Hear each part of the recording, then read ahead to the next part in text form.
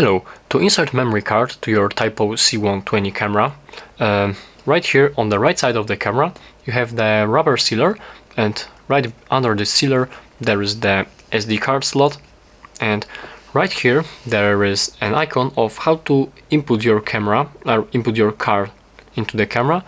It is not really visible, but let me quickly show you. With your camera facing with the lens upwards, you have to take your SD card and rotate it like this, so the pins will also be facing upwards.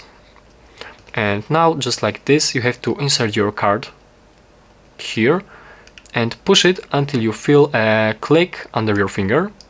Alright, and just like this, the SD card is inserted. You close the seal, and basically that's how you do it. Thank you for watching, and please subscribe.